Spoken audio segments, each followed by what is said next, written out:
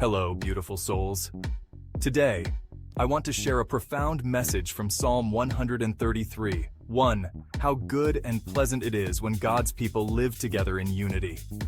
This simple verse holds immense power and speaks volumes about the essence of our spiritual journey. Unity in God's love is not just an ideal, it's a living, breathing reality that we can all experience. Imagine a world where every heart beats in harmony, every soul radiates love, and every life is a beacon of hope. Together, we are stronger. Together, we can move mountains. When we stand united, we embrace the true meaning of compassion. We see each other not as strangers, but as brothers and sisters in faith. This bond of unity allows us to support and uplift one another, turning our collective dreams into reality. Think about it. Every act of kindness, every word of encouragement, every moment of empathy, these are the threads that weave the fabric of our unity. And in this tapestry, God's love shines through brilliantly. In times of joy, we celebrate together. In moments of sorrow, we offer comfort.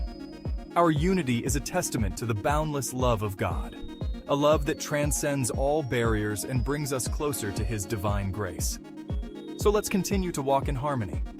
Let's cherish the beauty of togetherness and nurture the spirit of unity in our hearts. By doing so, we become vessels of His love, spreading light and warmth to every corner of the world. Remember, unity is not just about being together physically. It's about being connected in spirit, aligned in purpose, and unified in love. Let's make a conscious effort to reach out, to listen, to understand, and to embrace each other with open hearts. As we journey through life, let's hold on to the promise of Psalm 133, 1. Let's be the living testament to how good and pleasant it is when God's people live together in unity. Together, we can create a world filled with love, compassion, and infinite possibilities. Thank you for joining me today. May your heart be filled with peace, your soul with joy, and your life with the boundless love of God. Until next time, stay united and keep the faith alive.